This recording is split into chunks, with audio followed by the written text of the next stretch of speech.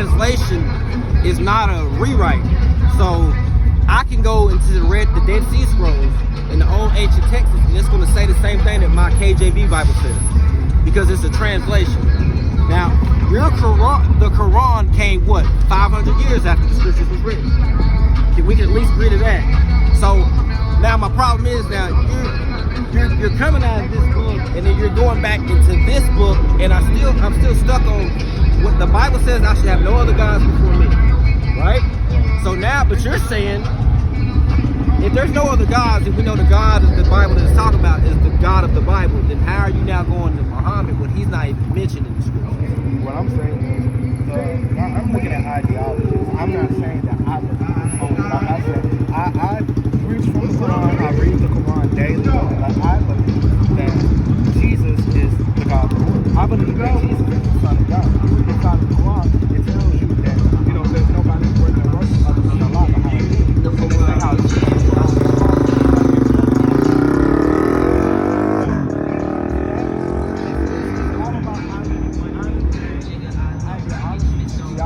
I'm not necessarily, when I'm coming from the Quran, I'm not saying, oh, I am a Muslim, I believe 100% that it's different aspects of the truth that you can find in every single book. You know what I'm saying? Now, what if I counter you with this? Now, what if I say we didn't know anything about that religion until the transatlantic slave trade? Yeah, when we were brought into slavery through the Arabics, the transatlantic slave trade, that's when that ideology was pushed on us. So can you show me a time before that we were practicing that? Because that's the issue. That's the issue I have. Because you're going into something that was beat into us. Well, they say Like Christianity. Christianity's the same way. And I know you agree with that. Yes. Okay, I know you agree with that. We look at Islam, you know, I look at a lot of the teaching of Minister Lewis and it lets us know that Islam was the original way of living. And you know, we look at Islam means of submission to God's will. So before it was even Jesus, every prophet had to have a submission of God's will. So before Islam was even a religion, Islam was a way of life. Because Jesus wasn't even necessarily a Jew. Jesus went around condemning the Pharisees and the Sadducees against what they're teaching, because they're teaching out of these books, but they were still hypocrites. So Jesus wasn't even necessarily. Jesus was his own being. Here's the thing, though. I gotta show you something here. This is where we differ. Come here. Because if you say, you can't say that Jesus is a Jew, because that's a lineage. So to say that, but you know what is you know Jew means derived from Judah, because that's the stock of the covenant. So I appreciate you sitting and talking to me. It's good running into you again. So this is Hebrews chapter 7 verse 14. For it is evident that our Lord sprang out of Judah, which is tribe Moses spake nothing concerning priesthood. So we know that who we call Jesus came out of the tribe of Judah. So now you have to deal with that, because we're reading in the Bible that Jesus comes from the tribe of Judah. And you just told me that he didn't come from the tribe of, or it's a thought. Oh yeah, correct. I'm not necessarily a Jew as far as that he is, you know, like one of these Sadducees or these Pharisees inside of the mind. I understand. Okay, so Jesus wasn't a Jew religiously, but if you say that he's coming from the tribe of Judah, yes, he came from. Okay, all right. And we see that in Hebrews 2 when they talk about how Jesus comes through as the new priest, because he's not of the typical Levitical priest that we see from Aaron. What makes you think that? That's what Hebrews says. That's Hebrews says that where? What's saying that? I don't know the exact scripture, but it talks about how Jesus is the high priest of the world, and he's not of the tribe of Levi. And the tribe of Levi are supposed to only be the priest. Right, that's right. He's from the tribe of Judah. He's not a Levitical priest. He's a Jew. Be careful.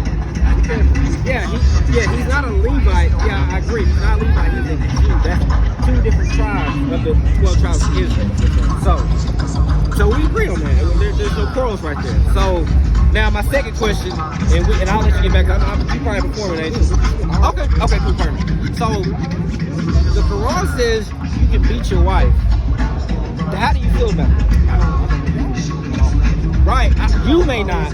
Now I'm not saying you believe that or you teach it, but as far as if a brother that was following the Muslim and the Arabic religion, he could beat his wife because it says that in the book. So how are you gonna be? But it doesn't say that you can just beat your wife. I believe that Where's the order? It says you gotta get away from her sex. Yeah, then you gotta. If she does adultery or she's committing any type of relationship. No. It says if she disobeys you, we can bring it out. If she says she disobeys you, first quit giving her. You cut her off in the bedroom. Then if she disobeys you again, then you can strike her. It literally goes through a whole process. So I mean that's in the Arabic, original Arabic. So it's not in any of the modern English translation. No, this is back. The word for I could be saying this wrong, but I think it's garaba. I may be saying the wrong word. Garaba. That's the word for strike. That's the word it uses, and that's the word in Arabic to mean strike. So I'm asking, so how are you taking part? And I could be saying the word wrong. I apologize if I am. How are you saying this?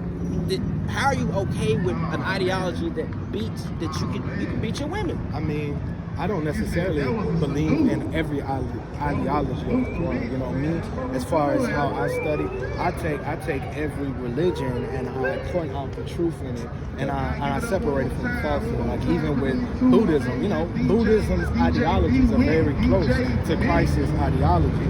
As far as, being woke and enlightenment and, Nirvana is almost symbolic of New Jerusalem, which is heaven on earth. So, I look at every religion and find the truth. Now, like I said, when I take things from the Quran, I'm not saying, I believe in this 100%. I believe I'm following every single rule the Quran is in. But no, I find the similarities in everything to be able to make it complement each other. Okay, so this is what this stems from, because obviously, like we said, when we talked about Allah God, there was nobody worthy of worship other than Allah God. So that goes back to Exodus 20, Exodus 20 verses 1 through 6, when we look at the Ten Commandments. So we're just giving to Moses on Mount Sinai, right? And then the next thing that stems from that is that they believe that Jesus is not the Son of God. Who's they? The Muslims. Right. They also believe that you can beat your wife. That's what I'm saying. But I don't believe that Jesus is not the Son of God. Jesus is the Messiah and what the Muslims call the Mahdi. The coming, the Redeemer, and the Savior. Because when we go back into Paul's writings, like I said, we see in Colossians, where it teaches in Colossians chapter 1 how Jesus is the creator of the world. All principalities, dominions, and everything that this world exists was made by Jesus and for Jesus. And Jesus was this word that was with God when we look at the First John. So like I said, when we're looking at the Quran, I am not the typical Muslim brother. I am not the typical person that follows every ideology. One thing I can say about the Bible, it is not an ideology in the Bible that I do not agree with, that is perfect. But I also like to use other religious aspects to see where it does complement and how it roots from the Bible, but everybody has their separation from it. Because they took the ideology of, God being the only one to worship to debunk Jesus actually being the Son of God. But if Jesus can turn the water into wine, if Jesus can take the blind and the lame and heal them, if he can resurrect the dead, that's the same abilities God got. The Bible talks about how God is the resurrector of the dead. And, we have the coming of the saints. And when you look back at Genesis 2 and 15 or 3 or 15, when it talks about Adam and Eve and how Adam and Eve they were given the curses from God in the Garden of Eden right before they got banished, and it talks about how God made enmity against the woman and against Satan, and it'll bruise his heel. That's the first coming of what we understand of the Messiah. So I believe in the Messiah, and I believe that Jesus is the Son of God. Right, but in 3rd Psalm 84, it tells you have to follow what's written in our book, which is the Bible. And that's where, if your book is telling you got to follow what this book says. Don't say your book. Well, okay. This is that book. I'm sorry. You know what I meant, though. That book, if that book is right, has writing that says you got to follow what's in this book, then why would you even touch that book? Because it still has aspects of the truth. we need to understand our brothers and our sisters' whole ideology. So when it comes to us coming out here in the community and understanding what we're going through, I'm not going to pinpoint at my brother and say, hey, you know what I'm saying, you're all the way wrong. Like you said, you know that they say that they beat their wives. You know that they say these things that don't agree with the Bible. So we take that and we use that scripture to help understand and shape the mind frame to have a better community. Now it's not the Muslims hate the Christians and the Christians hate the Muslims and the Jews hate the Muslims and the Muslims hate the Christians, rather than having a community and understanding each other's differences and trying to bring it back to the two laws that Jesus teaches us, was to love God with our minds, our bodies, and souls, and to be able to love your neighbor as yourself. Now, if we do these two things, that hangs all the laws and all the prophets that we see in Matthew 22, 33, and 40. You know, that second law, that's like the great commandment. So, you know, it's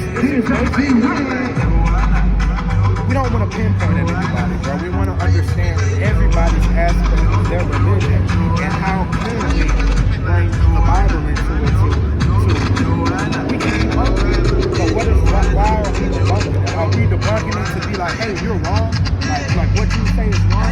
Or are we saying it's like, hey, you know, this doesn't agree with the actual fact? And it's not about what you say, it's about how you say it. Right. Now, are you, with that ideology and that mindset, are you friends with people who aren't what you believe in? Per se, are you friends with someone who's a Christian who goes to the Sunday church? Are you friends with straight up Muslims who just don't believe anything? Are you friends with those kind of people? I'm friends with anybody. Okay, perfect. Now, here's the issue with that. Now, this is out of your book. This is, don't say your book. I'm sorry, my bad. This is out of the Koran. This is, I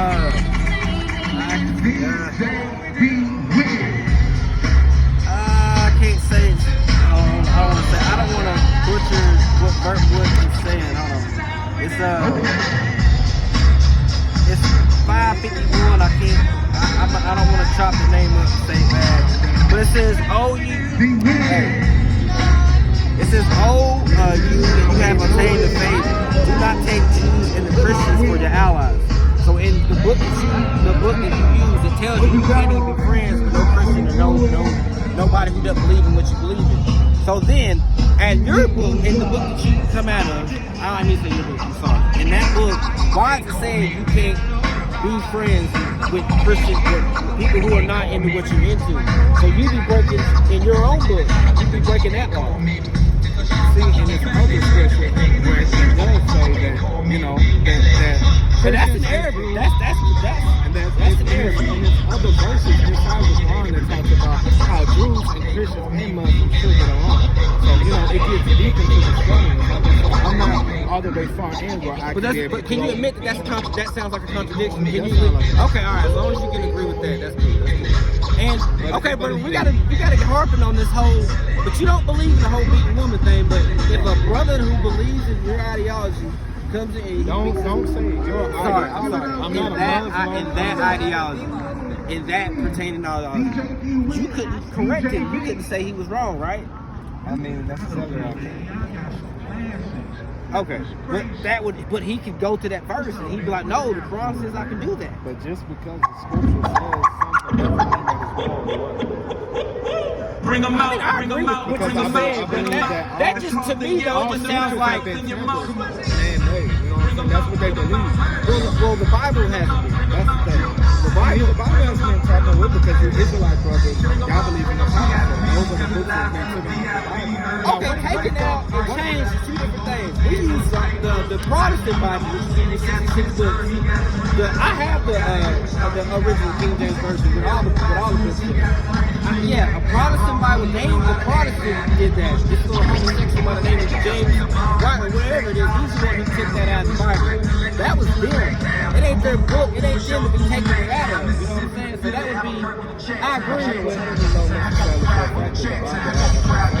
reason being is because I can go to the Genesis scroll, I can go to the Hebrew, and it's going to read to be the same thing that is portrayed in Hebrew. That's how I follow the Hebrew from the Genesis scroll. See, I don't know the Hebrew study, but you can pinpoint this. Like I said, I would be with you. Okay. I don't necessarily, I don't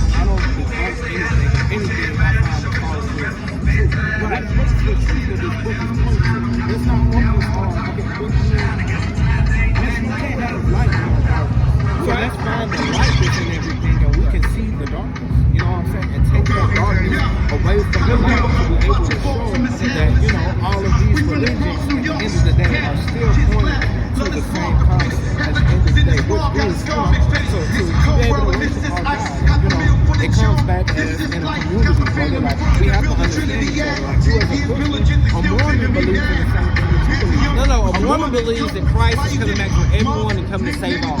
We only believe that he's coming back for the so-called Native Americans, Hispanics, and Black people. But we don't have the same beliefs as everyone else. So where do you think that the white race stems from? The white race stems from Esau being Well, no, it's just his lineage. I mean, that's the mark on him. That's how we can tell who he is in his earth. So the white man has that mark. The white man is descendant of Esau. I'm not right from the Israelite. Yeah, his forefather would be Esau. Yeah.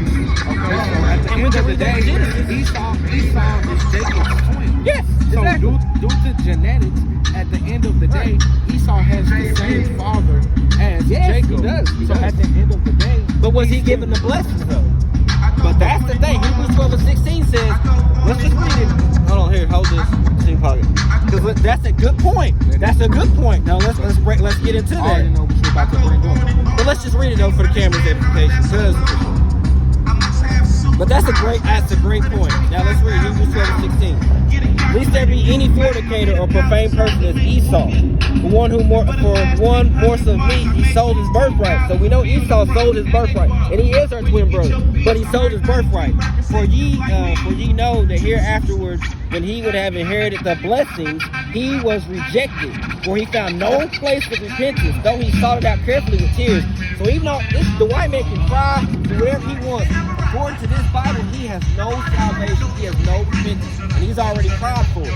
So that would be my good brother. But you know, I don't necessarily believe in that, because if we understand the doctrine of Christ, we go back to John 3:16, you know, but I think we had this topic before, because we said, what word are we talking about? Are we talking about the world of the Israelites, and it gets deep in that, but I believe that, you know, God is coming for the world. John 3:16, for God so loved the world, he gave his only begotten Son, that whosoever believes in him shall not perish, but have everlasting life. Now I'm going to do so the key point, we can look at the word, now I'm going to show you but something. it also says whosoever believes in him. Right.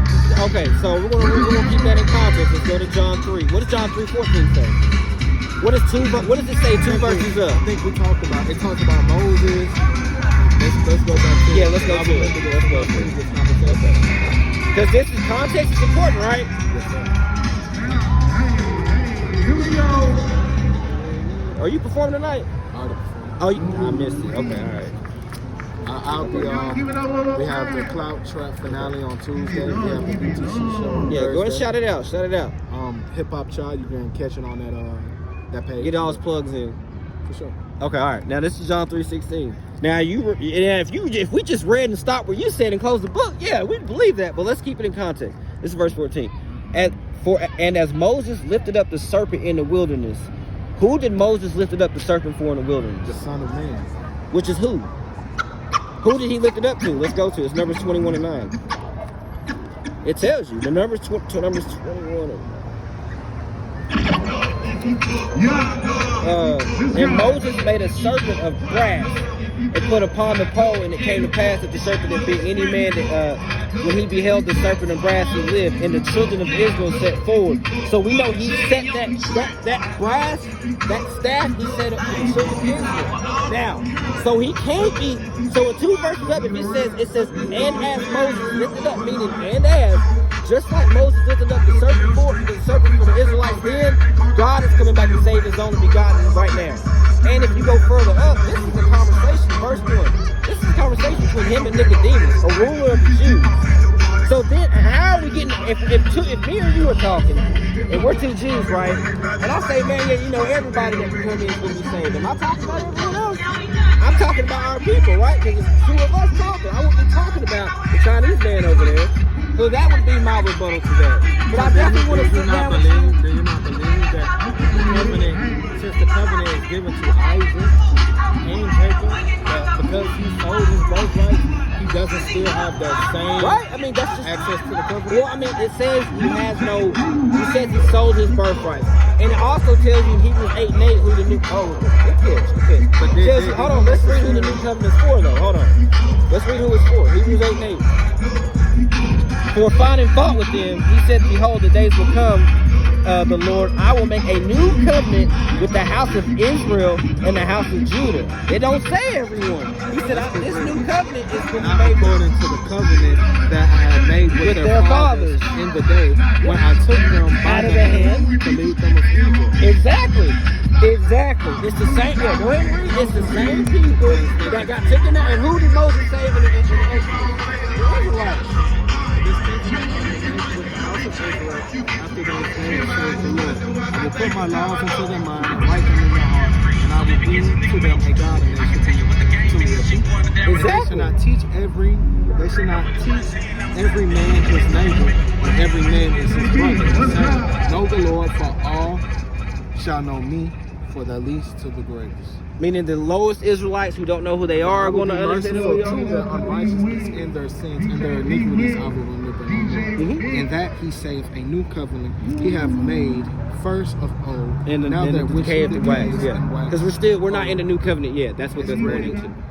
So yeah, that means the new covenant is for Israel and Judah. So how are you fitting everyone in there? I don't know how you do that, brother. Every man is know the Lord, for all shall know him, from the least to the greatest. That's beautiful. Now, brother, I want to sit down and have a deeper conversation with you because I really love your energy. You got my Instagram and all that shit. We see each other all the time. Whenever you want to sit and chat, I want you to actually have your book and have everything. The book. Forgive me, King. The book. And then we can go in it. And maybe you can show me something. That's right there. When it talks about that really opens my perspective. All praises. I just don't believe that our God is the racist. Perfect. And that's think perfect. that our God is the racist. That's perfect. Well, could you agree that he's a nationalist?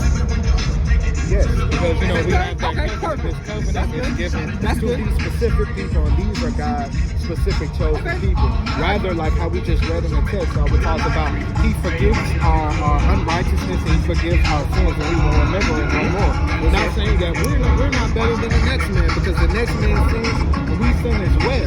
But we are specific what He loves. We are His people that He chose to be a part of Him. You know what I mean? I agree. I wholeheartedly agree with you. I'm going to show you something else. This is Deuteronomy 7 and 6. But thou art a holy people, meaning we're separate. We're holy. Unto the Lord thy God. Thy is a possessive pronoun. The Lord thy God has chosen thee to be a special people. We're special unto himself above all people that are upon the face of the earth. God's looking pretty racist right now. You know what I mean? But I don't think that he still doesn't necessarily have this love for these other people he's raised. You know, well, he's blessed other nations. I can agree with that. You know, we're highly favored. He's blessed other nations. Like, I can agree with that. But like I said, brother, you ain't got your sword. Hey, it was good running into you. I definitely want to build some more. All right, King? Anytime you want, DM me. I'll come to you. Or we can meet up. What's the next time you perform? Like I said, it's going to be Cloud Trap on Tuesday at the Wonder. Shout them out. Hold on. Make sure. Cloud Trap Tuesday at the Wonderlinger. We're also going to be performing at UTC on Thursday for the Hip Hop Weekend. Shout out to So if y'all in town, go check my guy out. He got real good music. You got sound. What's your SoundCloud on YouTube? You can catch me on all streaming platforms. My name is Twan Farah. My goal is Antoine Cleveland Boykin. Beautiful brother, man. Hey, we out. That was a good build between the two ideologies, and I'm glad we could bring this conversation to light. Okay.